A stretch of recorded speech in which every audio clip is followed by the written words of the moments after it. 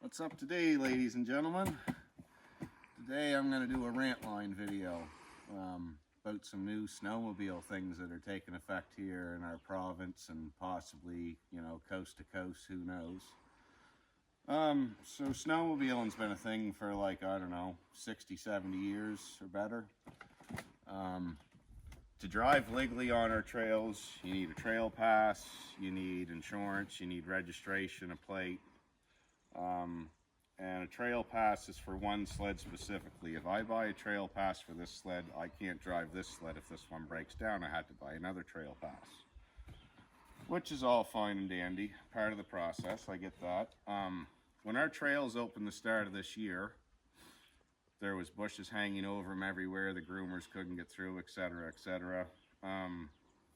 Not sure where all the money that you pay for this stuff goes towards the trails, but it almost doesn't seem fair in a sense because, it's great that people go out and volunteer. I volunteer, cut some of the trails around here myself, but the point is, if we're going to pay $300 for a trail pass, the trails should be upkept and all that stuff. And I'm not here to rant about the trail pass. It's been a thing for years and it is what it is. That's not what I'm here to talk about. What I'm here to talk about is DNR and RCMP are now trying to enforce a snowmobile safety course. So, in all the years I've snowmobiled, I've had this sled put over 15,000 miles onto it since 2010. Regardless, all I'm saying is I've got a lot of snowmobiling experience. I've done it all my life. A lot of people haven't, and I get that. So maybe this course is a good thing for new people, but they picked an age limit of your birthday has to be before 87. I'm born in 88, so I'm 1 year away. So this snowmobile course has been non-existent in all the history I've snowmobiled. I've never heard of a snowmobile course that you can go and take. And my big thing is, we have Sea-Doos, we have our boaters cards. If you're going to take one of these courses and there's a fine for it from DNR and from the RCMP, it needs to be a course that is tied to your master license so there's a record of it. Because I'll tell you a little story.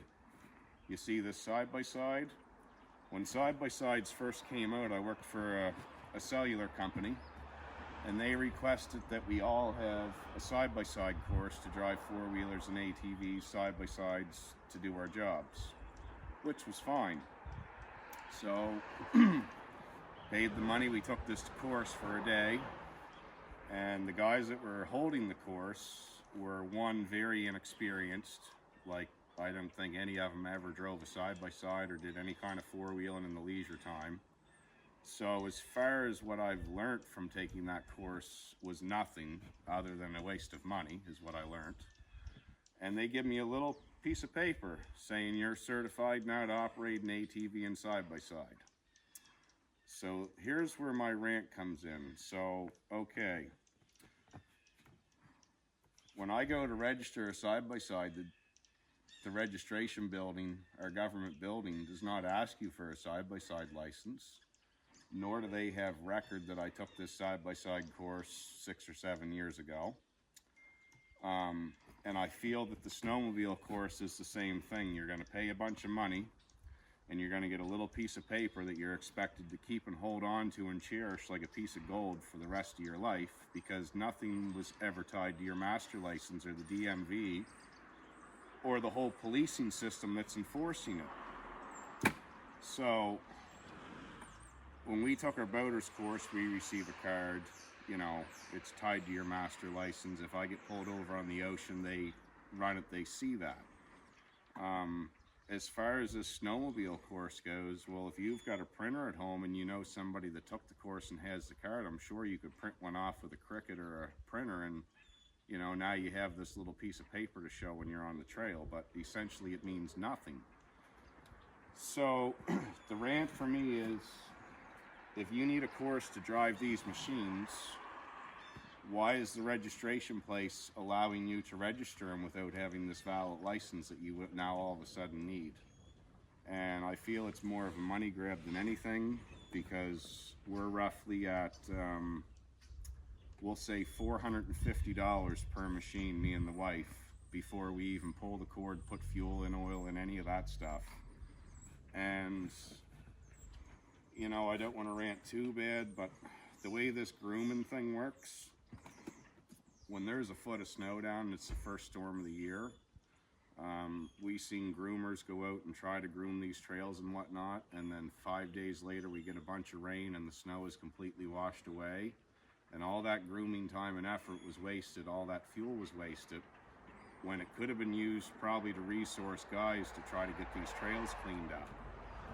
So, like I say, I'm not here to rant about the trail pass and the trail system and all that. That's just another problem. But if the police are going to now ticket you and fine you for not having this snowmobile course, when you go and pay this money and take this course and waste your time doing so, like, I'm sure I'm not going to learn a goddamn thing if I'm forced to take this course. I've been snowmobiling almost 30 years of my life.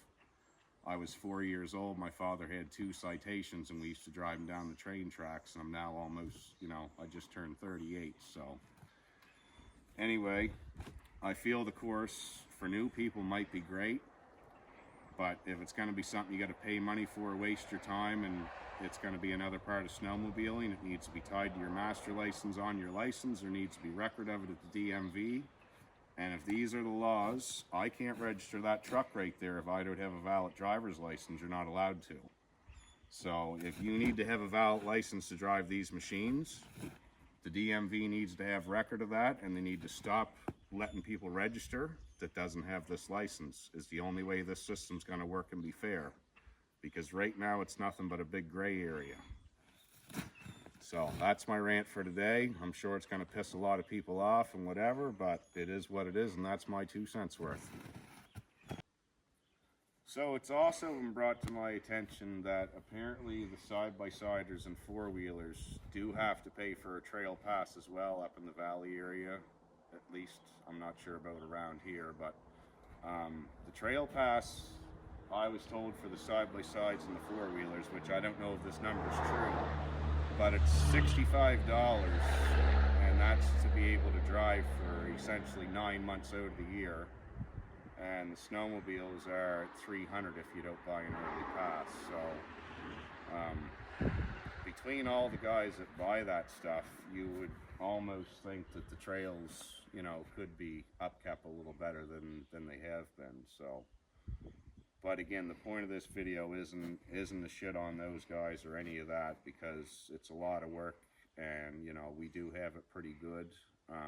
There just could be improvements is all I'm trying to get at. The big thing about this video is this license enforcement racket. So again, if you can register a machine without a license, but you need a license and you can get fined on the trail, that flaw needs to be fixed immediately if that's what they're going to enforce. Because quite frankly, myself, if I get pulled over and charged for not having this course, rather than go take the course, I'll probably go stand in front of the judge first and just plead my case, because the year date and how they pick and chose that seems to be foolishness.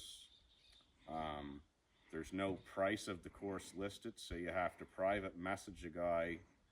And apparently there's no more courses being held this year, and from what we looked at last night, it looks like it's going to switch to be an online course, the same as like a watercraft course. So other than telling you what the rules are of the trail, if you take this course not in person, if it's an online course, what are they actually going to teach you about snowmobiling?